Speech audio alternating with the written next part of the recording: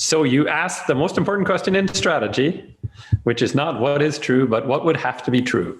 So you say of the first option or possibility, as I call it, what would have to be true about the customer?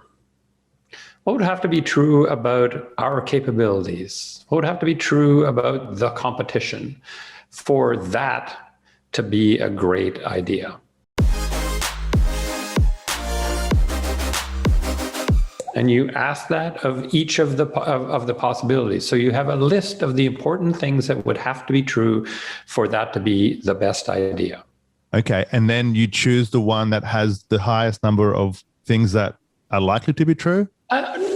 Not quite. I don't go there quite yet. How do you take it from there? I asked of the things that would have to be true, which of the ones which are we most worried are not true?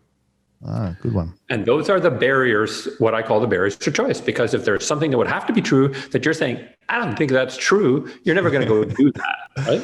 Okay. So it's then, after you've identified those barriers, you figure out how you can test them.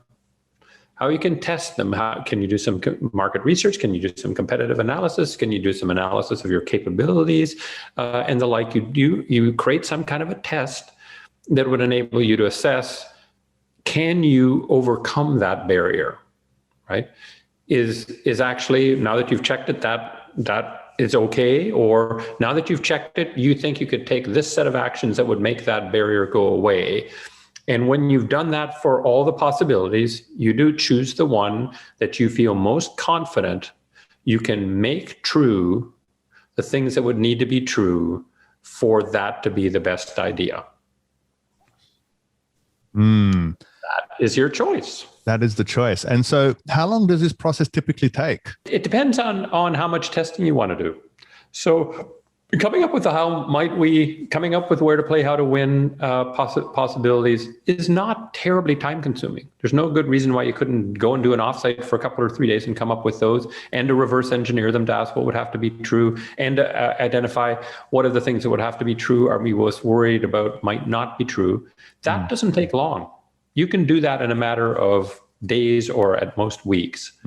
Then the question is, how much time, money, resources, et cetera, do you want to spend on testing? See, if it's just you and your buddy in a garage dreaming up a new business, you may say, what the hell? We think this is a good enough chance of this succeeding. We're just going to go do it, right? If you're a large public company, Telstra, or something with a board of directors and all these shareholders, they will probably say, we'd like you to do a bunch of consumer research. Oh, and that'll take 6 months or 9 months, or we'd like you to do this big modeling exercise on what competitors might do and what we might be able to do, or we'd like you to build a prototype or something. So what I try to do is take the process of creating a strategy and divide it into two parts. The logic part, that's what's the problem we want to solve, what are possibilities for solving it, what would have to be true, what are the barriers. That's the logical structure. Yep.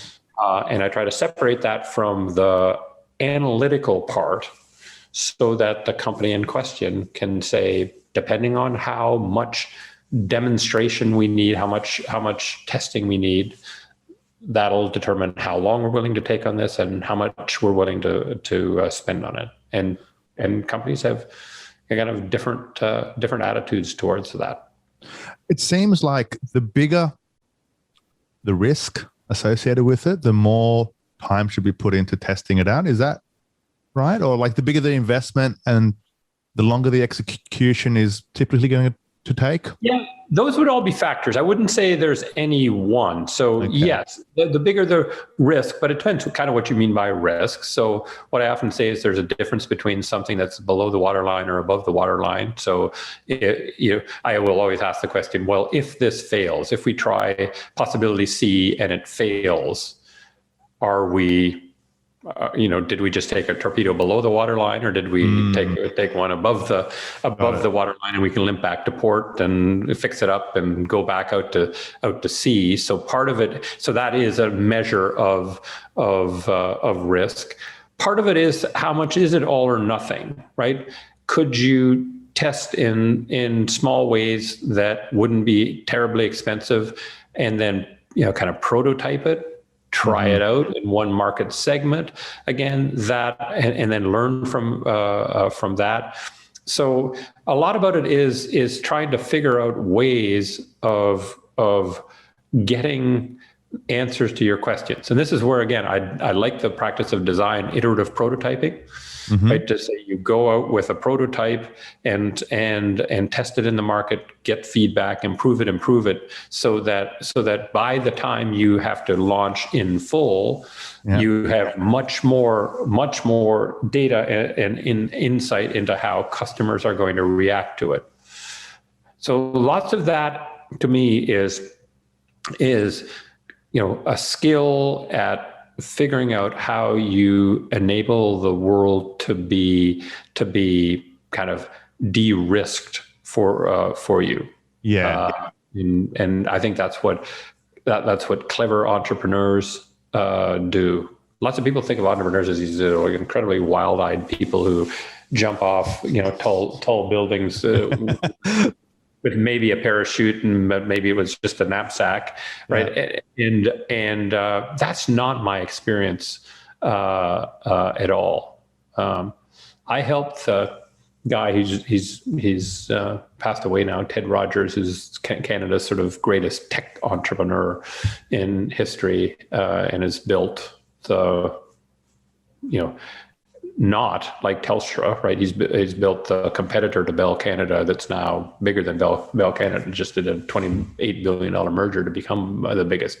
Wow! So he's this entrepreneur, and the situation was there was going to be 2 national cellular licenses to be handed out. This was in the early 1980s, 82 as I recall, but it might have been 83. And one was given to Bell Canada, the historic monopoly, and then the other was up for grabs. And so here's Ted Rogers, who was the FM radio. He brought FM radio to Canada, made a mint. Cable TV made a mint. So he was already rich. Maybe, I'm not sure if he was a billionaire yet, but he was probably pretty close. And it was going to take about $1 million and cash outlay to go through the process to put together all the studies that were required and whatever, $1 million. What did Ted Rogers do? Went to 2 other wealthy families in Canada and split it 3 ways. Right? And you're saying, let me get this straight. This guy who's at least a centimillionaire and maybe a billionaire can't risk $1 million on getting the national cellular license for a G7 country? Nope. Took it down to 333. They were not favored, but they won the bid. What did Ted Rogers do then? Turned around to Ameritech, which is one of the 7 baby bells. They've all been now in the U.S. gigantic, enormous company, and sold 10% of the new license for $10 million. And I remember saying to Ted at the time, I said, Ted, if this really takes off, you're going to have to buy that back. And I shudder to think what you're going to have to buy that back for. He said, Roger, you moron. The implied tone of it is sort of like, hey man, I'm not just playing with house money, man. I've paid this all back, and that $10 million is gonna pay for the build out to the initial and kind of network build out and everything. I got nothing, no skin left in this game, and I have 30% kind of share, third now down sure. Third of 90%. And sure enough, I think he had to buy back that stake from Ameritech for, I think, $700 million down the line. But Rogers just made a $28 billion acquisition of the third biggest player in the country. So I don't know what Rogers is worth, $20 or $30 billion, and the cellular license is probably worth 2/3 of that. But did Ted Rogers act like an entrepreneur? Absolutely not. Like, he acted more like a grandmother than an entrepreneur.